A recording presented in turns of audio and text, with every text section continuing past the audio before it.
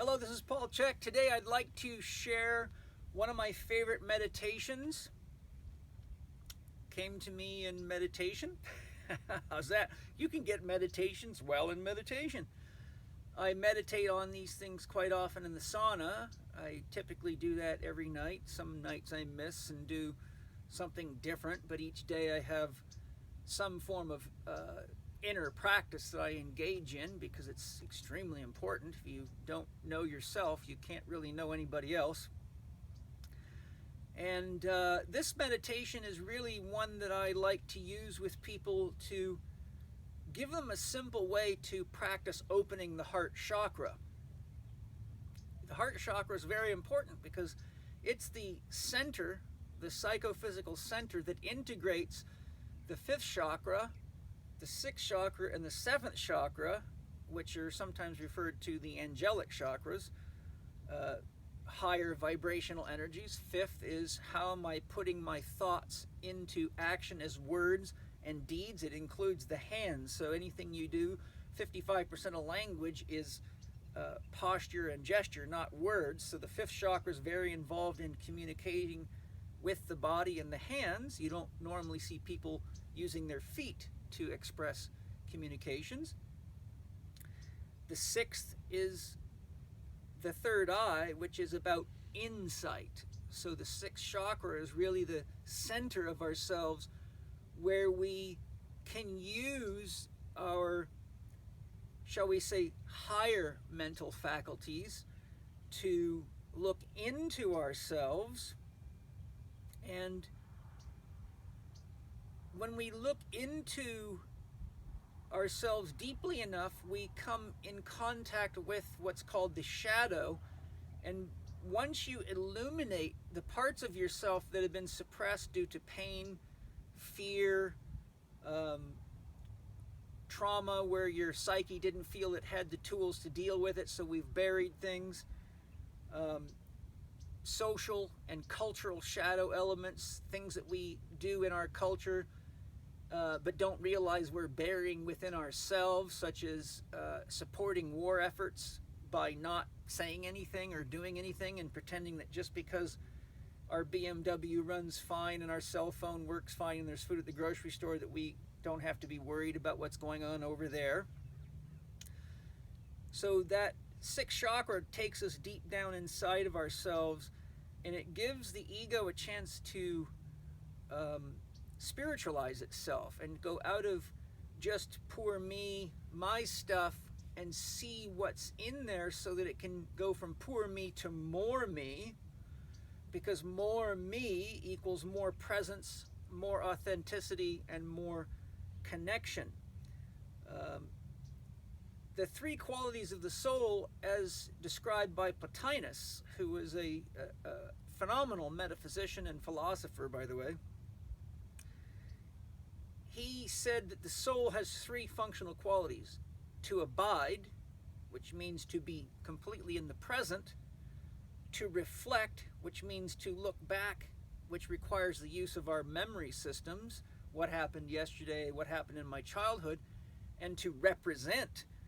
So by abiding, using the sixth chakra to go in through insight, reflecting on how we have related to ourselves, others, nature, and the world, and being clear what our dream is for our own full expression of ourself in the process of becoming a truly whole person, we can then choose to represent ourselves in ways that are more congruent with living a full, healthy, happy, whole, honest, receptive life of well-being.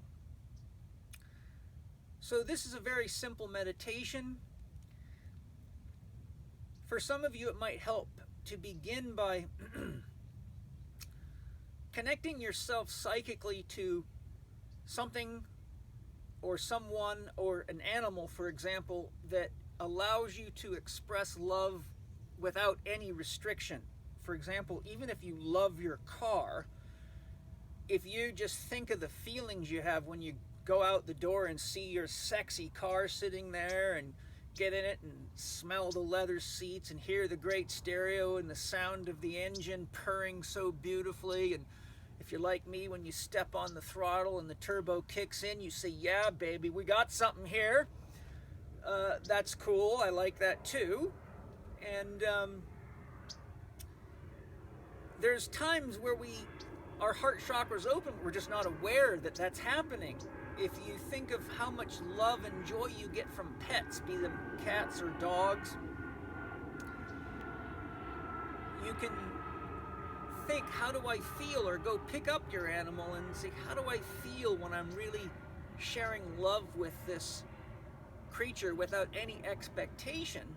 And that gives you a sense of where we want to go with our heart chakra. So if you think of how you feel just as you're sitting there, and then you put your attention on your dog or your car or whatever it is that you feel safe to fully love, you'll notice that there's a flowering, an opening, like the aperture of a camera opening wider right in the area of your sternum. And it's easy for me to feel. So the meditation is very simply, when I say I open my heart to the one, bring yourself into yourself fully in this case, and open your heart to yourself. And know that the collective of all of us could be imagined like a great wheel, like a giant bicycle wheel. Each of those spokes represents one individual, or even an animal, or every sentient being. And each of those spokes, though it has its own perception of self, and it can have relationships with the other spokes in this analogy, each of the spokes is connected at the rim, which would be what some people call God or God consciousness. You could call it the causal level. And the hub is also connected at that level. So we can reach our wholeness by going outward to the connection to all that is, or we can go inward to the axle and be so deeply connected in ourself that once we break through our own self-identity, we find that what we are is really a very, very complex interweave of others, the world, and all of our relationships, which we could never be without.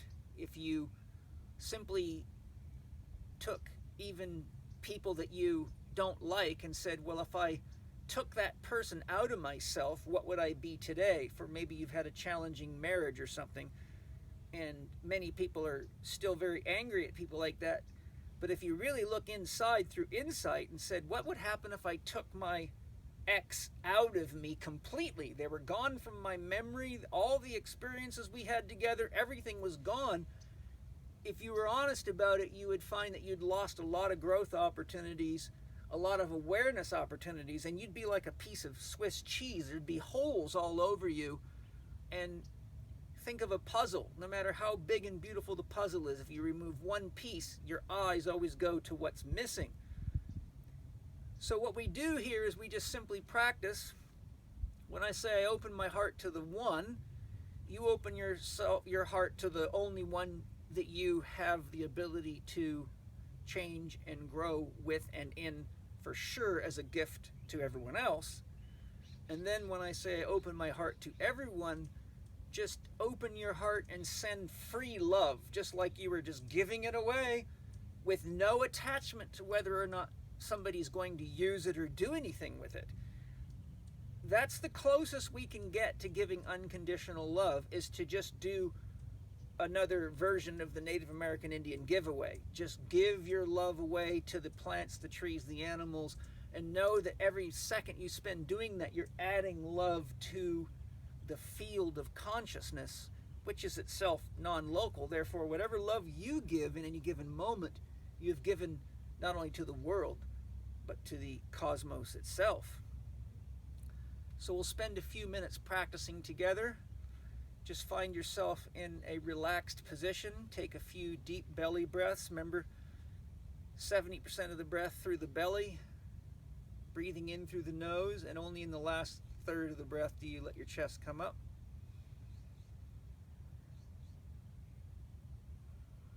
Breathing out through the mouth or the nose. So the 2/3, 1/3 rule. 2/3 through the belly.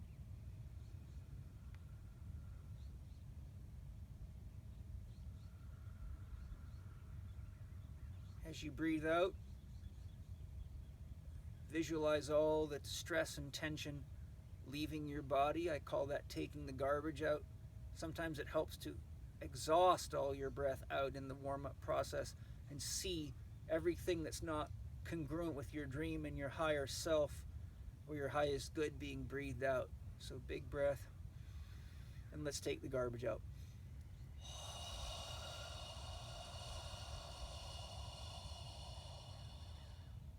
So I've pulled my abdomen in, got all the breath out through the belly.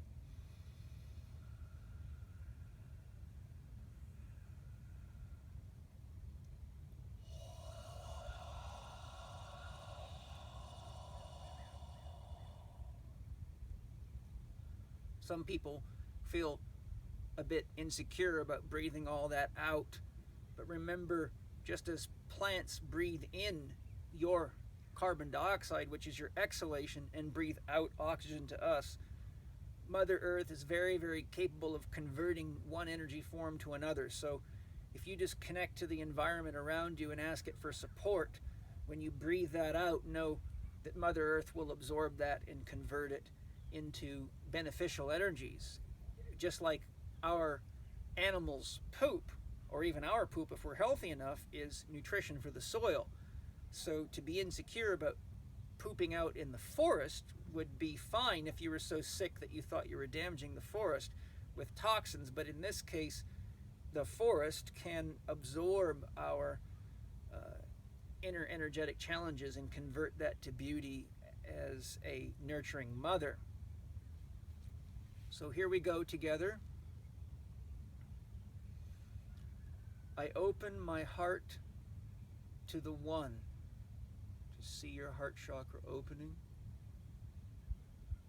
and envision yourself surrounded and bathed in your own love, respect, joy, friendship, gratitude, gracefulness, empathy, and compassion.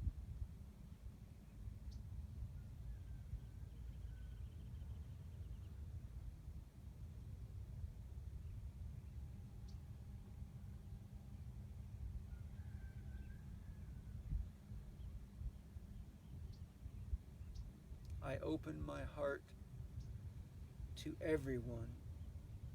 Send your love out to circle the earth, embrace the earth.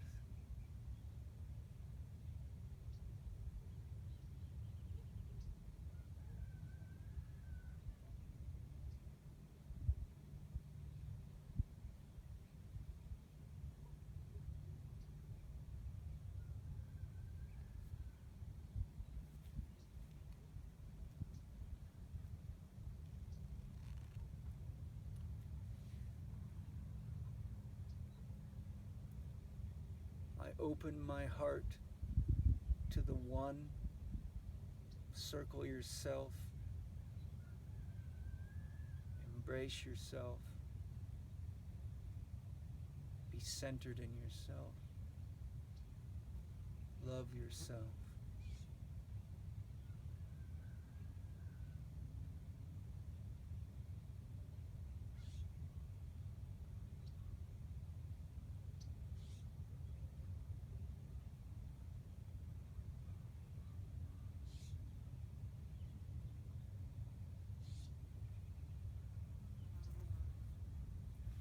I open my heart to everyone.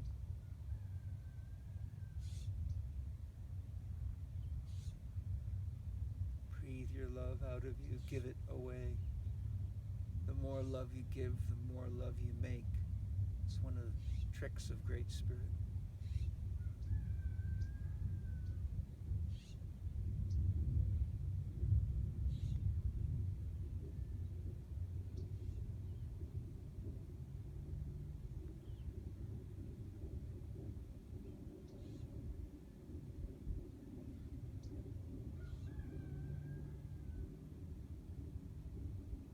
Encircle the world with your love. Fill it up like a Swiss ball with your own breath, but full of love.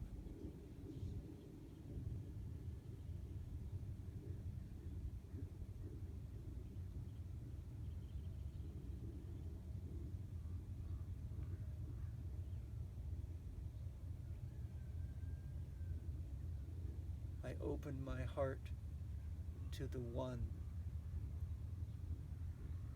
Fill yourself full of love so you have lots to give away everywhere you go to those that need it.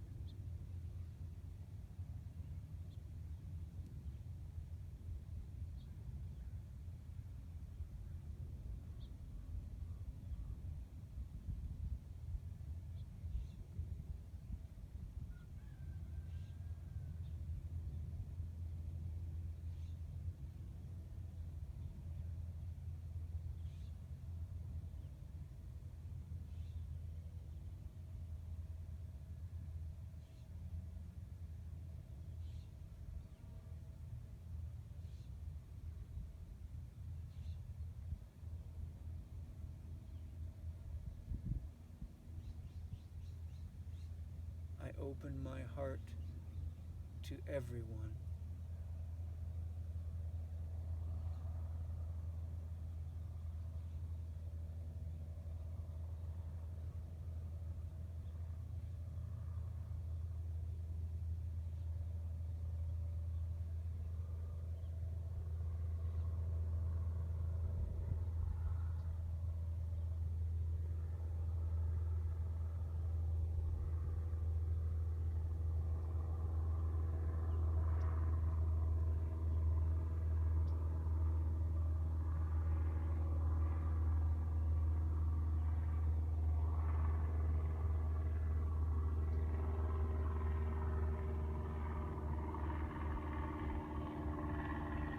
And just slowly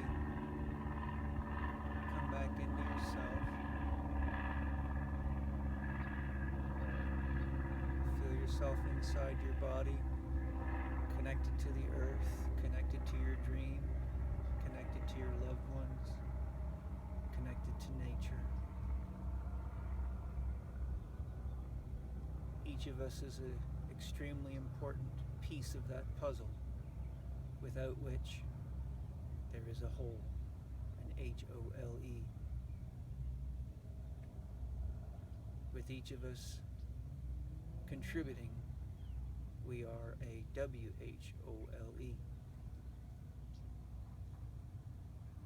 You can use this practice for 5 or 10 minutes or half an hour or an hour. I find that I get quite blissful, light, open, centered. It's a paradox because you're both centered and stable, but light and expanded at the same time, which means we're embracing both polarities of ourself fully. So many of you ask me, well, how is it that you do these things? What do you do? And if you're wondering, what do I teach in holistic lifestyle coaching? Well, I teach you, amongst many other things, many of these types of techniques so you can practice with them and master them and learn what natural medicine's really all about and native healing's really all about, so we can embrace the best of both worlds, use the medical approach when we've surely and honestly done everything we can do to help ourselves. The Hippocratic Oath that physicians take and essentially says, first, do no harm, which means do the least invasive thing you can and only progress to more invasive things when those things are legitimately not working. But most of us run for the quick fix to suppress the symptoms so we can continue to act out the behaviors that are creating the problem in the first place, without realizing that that mold stays in the apple barrel and it grows, and if you drug it, then you're killing the pain teacher. And it often means we're afraid to look inside of ourselves. But as Arnold Mindell says in many of his fantastic books, there is a lot of information in chaos. We have a tendency to want our lives to be perfectly ordered the way we want them, and defend against anything that stops us from having exactly the experience we want, but that negates the fact that all growth comes through relationships to self and other in the world. So when you reach the point in your own maturation and spiritual development where you can be less reactive to the chaos or the challenging events and be more centered, as though you're looking at a piece of art and asking yourself, what is the artist conveying to us here? Then you can see the art behind the chaos, and you start to learn to read it and find that oftentimes there's very valuable gifts hiding in there that we can't see when we're drugged or hoping someone else will fix us. That's a little introduction to HLC training, Holistic Lifestyle Coaching with Paul Chek. I hope you enjoyed it. I look forward to sharing more with you real soon. Bye-bye.